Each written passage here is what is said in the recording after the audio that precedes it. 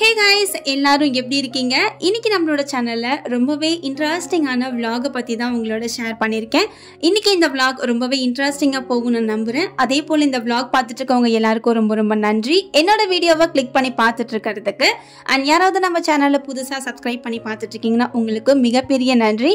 So இன்னைக்கு இந்த vlogல என்னோட டே எப்படி போகுது அப்படிங்கறதெல்லாம் உங்களோட ஷேர் பண்ணிக்கணும்னு நினைச்சேன். அண்ட் மெயினா ஒரு 2 ரெசிபி வந்து ஷேர் பண்ணிருக்கேன். பார்க்குற உங்களுக்கும் கண்டிப்பா அந்த ரெசிபி எல்லாமே யூஸ்ஃபுல்லா இருக்கும்னு நினைக்கிறேன். இந்த vlog வந்து ஒரு அரௌண்ட் 12:30க்கு மேல தான் வந்து எடுக்க ஸ்டார்ட் பண்ணிருப்பேன். பிஃபோர் லஞ்சுக்கு முன்னாடியே வந்து vlogலாம் வந்து எடுக்க ஸ்டார்ட் பண்ணிட்டேன். மார்னிங் ஒரு 8 to 7 o'clock மாதிரி தான் இந்த துணியெல்லாம் வாஷ் பண்ணி வெளியே காய போட்டிருந்தேன். ஸோ வாஷிங் மிஷின் கொஞ்சம் வந்து ஏர்லாம் வெளியே போனதுக்கு அப்புறம் க்ளோஸ் பண்ணிக்கலாம்னு சொல்லிட்டு வச்சிருந்தேன்.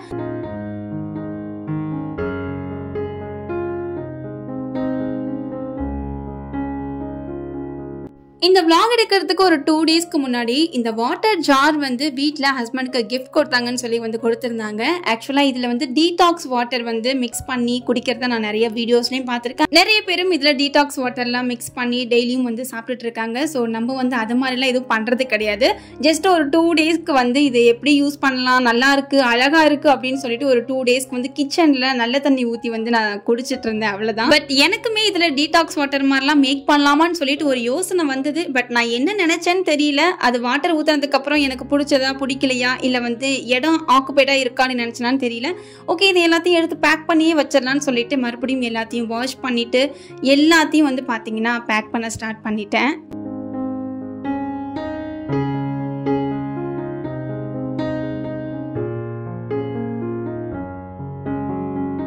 காலையில் பிரேக்ஃபாஸ்ட் எல்லாம் முடிச்சதுக்கு அப்புறமா கிச்சனில் அப்படியே பரவி வச்சுருந்தேன். அண்ட் மதியானம் லஞ்சுக்கும் வந்து பார்த்தீங்கன்னா ரைஸ் வந்து பண்ணிவிட்டு அங்கே வடிக்கிறதுக்காக வச்சுருந்தேன்.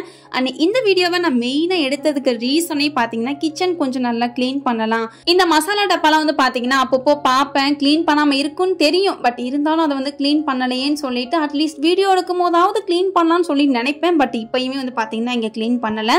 அண்ட் கண்டிப்பாக இந்த வீடியோக்கு அப்புறம் ஒரு 2 to 3 டேஸ்க்கு அப்புறம் நான் வந்து கண்டிப்பாக க்ளீனிங் பண்ணுவேன். அப்பயுமே வீடியோ எடுத்து நான் கண்டிப்பா உங்களோட ஷேர் பண்ணிக்கிறேன். ஸோ அதையெல்லாம் எடுத்து வச்சதுக்கப்புறம் நம்ம வந்து ரைஸ் ஆல்ரெடி வந்து வடித்து வச்சுருந்தோம்னு சொல்லியிருப்போம் இல்லைங்களா. மதியத்துக்கு ரைஸ் கூடவே ஏதாவது நல்லா ஒரு பொரியல் சாப்பிட்டா நல்லா இருக்குன்னு சொல்லிட்டு ஒரு 2.5 டீஸ்பூன் அளவுக்கு பாசிப்பருப்பு வந்து ஊற வச்சுருக்கேன். ஸோ இன்னைக்கு வந்து இந்த புடலங்காய் வச்சு தான் ஏதாவது பொரியல் மாதிரி பண்ணலான்னு சொல்லிட்டு ஒரு ஐடியா. ஆக்சுவலாக இந்த புடலங்காவோட நிலைமையை நீங்கள் பார்த்தாலே தெரிஞ்சிருக்கும்னு நினைக்கிறேன். இதை வாங்கி ஒரு 2 to 3 டேஸ் ஆயிருக்கும்னு நினைக்கிறேன். ஃப்ரிட்ஜில் கவர்லாம் எதுவுமே போடாமல் அப்படியே வச்சுட்டேன். அது என்ன ஆயிடுச்சுன்னா ஒரு மாதிரி சுருங்கிடுச்சு. அண்ட் ஒரே ஒரு காயில் மட்டும் இந்த மாதிரி வந்து கொஞ்சம் கெட்டிருந்தது.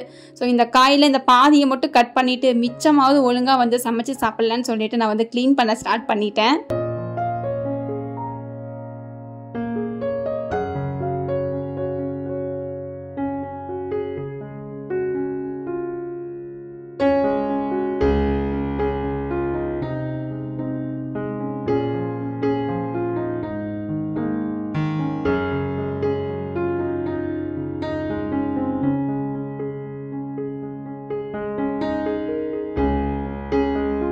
இந்த பொரியல் செய்யும் போது நான் உங்களுக்கு ஷார்ட்ஸ் வீடியோ வந்து கண்டிப்பாக அன்னைக்கு டேட்லேயே வந்து உங்களுக்கு அப்லோட் பண்ணியிருப்பேன். நீங்கள் பார்த்துருப்பீங்கன்னு நினைக்கிறேன். பார்க்காதவங்க யாராவது இருந்தீங்கன்னா கீழே டிஸ்கிரிப்ஷன் பாக்ஸில் எல்லா ஷார்ட்ஸ் வீடியோட லிங்க்கும் இருக்குது, செக் அவுட் பண்ணிக்கோங்க.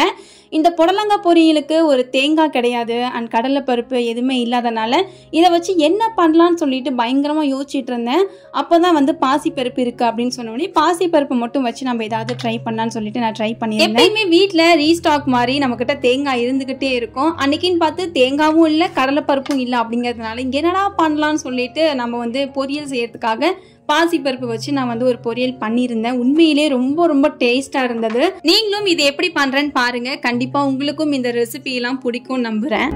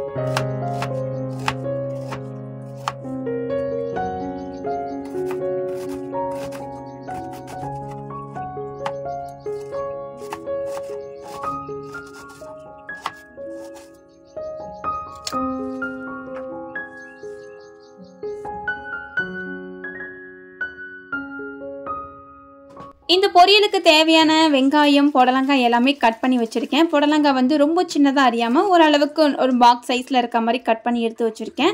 இப்போ இந்த ரெசிபி எப்படி பண்ணலான்னு பார்க்கலாம். ஒரு சின்ன பாத்திரத்தில் நான் கடலெண்ணெய் ஊற்றிக்கிறேன். எண்ணெய் நல்லா சூடானதுக்கப்புறம் ஒரு 1/2 டீஸ்பூன் அளவுக்கு கடுகு போட்டு கடுகு நல்லா பொரிஞ்சதுக்கப்புறமா இப்போ நம்ம காரத்துக்கு தகுந்த மாதிரி ஒரு 4 வரமிளகாயை நான் கட் பண்ணி போட்டிருக்கேன். உங்களோட காரத்துக்கு தகுந்த மாதிரி மாற்றிக்கோங்க. அண்ட் நம்ம கட் பண்ணி வச்சுருக்க பெரிய வெங்காயத்தில் ஒரு பாதி சைஸு கூடவே நம்ம ஊற வச்சுருந்த இந்த பாசிப்பருப்பு எல்லாமே இதில் ஆட் பண்ணிக்கலாம். அண்ட் வெங்காயம் வெந்ததுக்கப்புறம்லாம் வந்து பாசிப்பருப்பு போட வேண்டாம். வெங்காயத்தோடவே சேர்த்து இந்த பாசிப்பருப்பு வேகிற மாதிரி உப்பு போட்டு நல்லா வந்து வேக வச்சுக்கணும். ஒரு 10 செகண்ட் போல் சும்மா எண்ணெயிலே வந்து அப்படியே மிக்ஸ் பண்ணி விட்டுட்டு இப்போ இந்த பருப்பும் வெங்காயமும் வேகிறதுக்காக ஒரு 1/2 டம்ளர் அளவுக்கு தண்ணி ஊற்றி இதை நல்லா வந்து பார்த்திங்கன்னா கொதி வர விட்டுறேன். இப்போ ஒரு 10 செகண்ட்க்கு அப்புறம் நம்ம கட் பண்ணி வச்சுருக்க இந்த புடலங்காவுமே இதில் ஆட் பண்ணிவிட்டு கொஞ்சமாக மஞ்சத்தூள் கூடவே மிளகாத்தூள் ஆட் பண்ணி இப்போ இந்த மசாலாவோட சேர்த்து எல்லாத்தையுமே வந்து ஒரு மிக்ஸ் கொடுத்துக்கலாம். ஸோ இதுவும் வந்து ஒரு 10 செகண்ட் போல் இதில் வேக வச்சுட்டு கூடவே வந்து இதுக்கு தேவையான அளவுக்கு தண்ணி ஒரு 1/2 டம்ளர் வரைக்கும் நம்ம சேர்த்துக்கலாம். 1/4 டம்ளர்லேருந்து 1/2 டம்ளர் வரைக்கும் பருப்பும் இந்த காயும் வேகிற அளவுக்கு நம்ம வந்து இந்த மாதிரி போட்டுட்டு மூடி போட்டு ஒரு 5 to 7 மினிட்ஸ்க்கு மீடியமான ஹீட்டில் வச்சு எடுத்துக்கலாம். ஸோ எனக்கு வந்து பார்த்திங்கன்னா இன்னுமே பருப்பு நல்லா வெந்தால் நல்லாயிருக்கும் அப்படிங்கிறனால அகெயின் கொஞ்சம் தண்ணி ஊற்றி வேக வச்சுட்டு இருந்தேன்.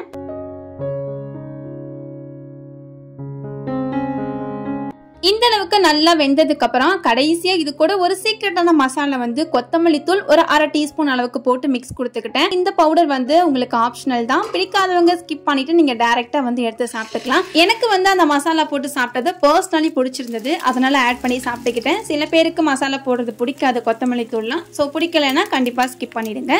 அந்த சைடு அந்த காயெல்லாம் நல்லா வந்து ஒரு 10 செகண்ட் போல் மூடி போட்டு வேக வச்சுட்டு இருந்தேன். அது ரெடி ஆகிறதுக்குள்ளே இங்கே நமக்கு லஞ்சுக்காக ஒரு ஹாட் ஃப்ரை வந்து போட்டலான்னு சொல்லிட்டு முட்டையில் ஹாட் ஃப்ரை வந்து பார்த்தீங்கன்னா போட்டுட்ருக்கேன்.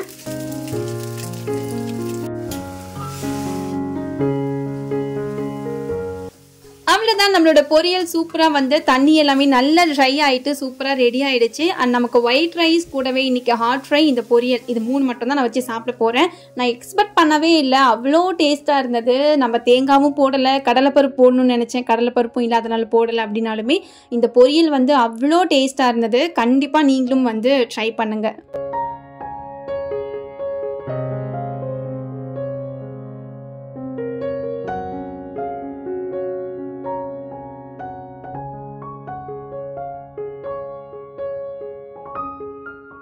லஞ்ச் எல்லாம் சூப்பராக சாப்பிட்டு முடிச்சாச்சு. கொஞ்ச நேரம் ரெஸ்ட்டும் எடுத்துட்டு வந்தாச்சு. ஈவினிங் ஒரு 5 o'clock 5:30 போல் சாம்பிராணி போடலான்னு சொல்லிட்டு சாமி ரூமில் லைட் எல்லாம் போட்டுட்டு சாம்பிராணி போட்டுட்டு இருந்தேன். இந்த பைபிள் வந்து பார்த்தீங்கன்னா என்னோட சின்ன வயசுலேருந்து இப்போ வரைக்குமே இந்த பைபிள் வந்து நான் வாசிச்சுட்டு இருக்கேன். இதையும் வீடியோ எடுத்தேன்னு சொல்லி தான் உங்ககிட்ட ஷேர் பண்ணிக்கிட்டேன். ஸோ எத்தனை பேருக்கு இந்த மாதிரி மெமரபிளான ஒரு மெமரிஸ்லாம் இருக்குது அப்படிங்கிறத மறக்காமல் சொல்லுங்கள்.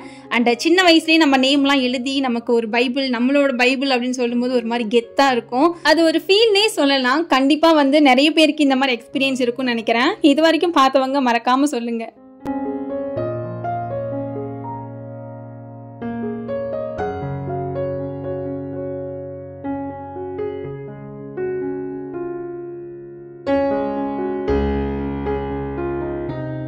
நம்ம வீடியோஸ் ரெகுலராக பார்க்குறவங்களுக்கு தெரியும் நம்ம வந்து சாம்பிராணி லவ்வர்னு சொல்லிட்டு. அதனால் எப்பயுமே நம்ம வீட்டில் அந்த சாம்பிராணி ஸ்மெல் இருந்தால் தான் எனக்கு வந்து ஏதோ இருக்கிற மாதிரி ஒரு ஃபீல் இருக்கும். அதுவும் கம்மியாக போட்டால் பிடிக்காது, நிறையா போட்டால் தான் பிடிக்கும். அப்படிங்கிறதுனால இன்றைக்கும் வந்து பார்த்தீங்கன்னா கம்ப்யூட்டர், சாம்பிராணி, ஊதுபத்தி எல்லாமே சேர்த்து வந்து இன்றைக்கி வச்சுருக்கேன். ஸோ சாமி ரூமில் லைட்ஸு அப்புறம் சாம்பிராணி ஊதுபத்திலாம் போட்டதுக்கப்புறம் நம்ம எப்பயும் போல் நம்ம மெலோடி சாங்ஸ் தான் போட்டு விட்டு இருக்கிற கொஞ்ச நெஞ்ச வேலையும் வந்து பார்த்தீங்கன்னா ஈவினிங்கில் பார்த்துட்டு இருந்தேன்.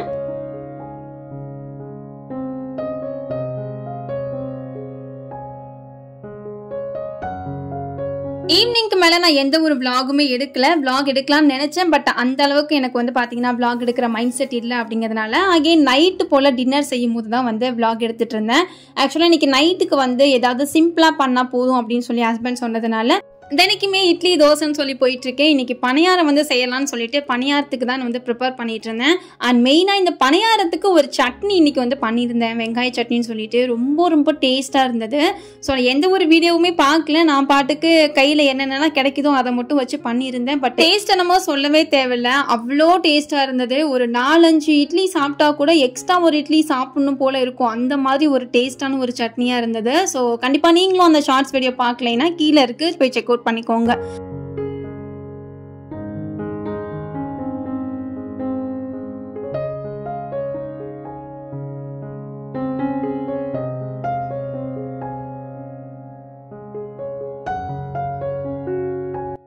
ஆல்ரெடி நம்மளோட சேனலில் ஷார்ட்ஸ் வீடியோவில் பணியார ரெசிபிலாம் நான் நிறைய போட்டிருக்கேன், கண்டிப்பாக போய் செக் அவுட் பண்ணிக்கோங்க.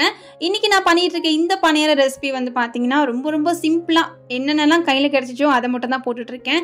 எண்ணெய் ஊற்றி கடுகு, கடலை, உளுத்தம் பருப்பு பொரிஞ்சதுக்கப்புறம் ஒரு 1/2 பெரிய வெங்காயம், காரத்துக்கு ஒரு 4 வரமிளகாய் கட் பண்ணி போட்டிருந்தேன், உப்பு, கொஞ்சமாக வந்து பெருங்காயத்தூள், இதை மட்டும் நல்லா வதக்கிட்டு அப்படியே மாவோட சேர்த்து எல்லாத்தையும் மிக்ஸ் கொடுத்துட்டு எப்பவும் போல் பணியாரக்கல்லில் எண்ணெய் ஊற்றி பணியாரம் போட ஸ்டார்ட் பண்ணிட்டேன். அவ்வளோதான். ரொம்பவே டேஸ்ட்டாக இருந்தது. எதை நம்ம வந்து அசால்ட்டாக செய்கிறோமோ அந்த ரெசிபி தான் நான் ரீசன்ட் டைமில் பார்க்குற வரைக்கும் அவ்வளோ டேஸ்ட்டாக இருக்குது.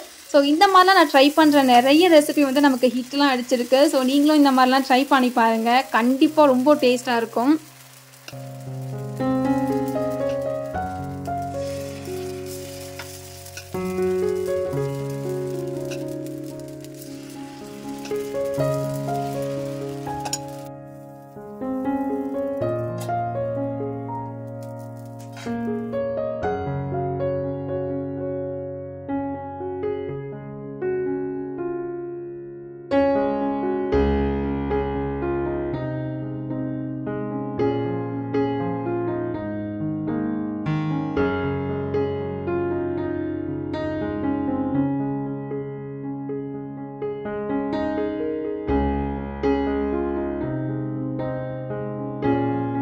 அவ்வளோதான் கைஸ், நம்மளோட வீடியோவும் ஃபைனலி எண்டிங்க்கு வந்துருச்சு. இவ்வளோ நிறைய வீடியோவை பொறுமையாக பார்த்த எல்லாருக்கும் ரொம்ப நன்றி. நம்ம வீடியோஸ் அண்ட் சேனலுக்கு இப்போ வரைக்கும் சப்ஸ்கிரைப் பண்ணி சப்போர்ட் பண்ணுற எல்லாருக்கும் அகெயின் ஒரு பெரிய தேங்க்ஸ் சொல்லிக்கிறேன். இன்னும் யாராவது சப்ஸ்கிரைப் பண்ணலைன்னா சப்ஸ்கிரைப் பண்ணிக்கோங்க. இது போலவே இன்னும் எக்ஸைட்டிங்கான vlogs எல்லாமே வந்துக்கிட்டே இருக்கு. ஸோ மறந்துடாமல் சப்ஸ்கிரைப் பண்ணி வச்சுக்கோங்க. டெய்லி ரெசிபிஸ்லாம் உங்களுக்கு பிடிக்குதுன்னா அதையுமே ஃபாலோ பண்ணிக்கோங்க. இதுதான் நம்மளுடைய இன்ஸ்டாகிராம் ஹேண்டில். இன்ஸ்டாகிராமில் ஃபாலோ பண்ணணும்னு நினைக்கிறவங்க ஃபாலோ பண்ணிக்கோங்க. ஸோ இதே மாதிரி ஒரு சூப்பரான வீடியோவோட vlogோட ஷார்ட்ஸ் ரெசிபியோட உங்களை வந்து மீட் பண்றேன். So until then, bye from Anglo Tamilchi. Bye bye friends.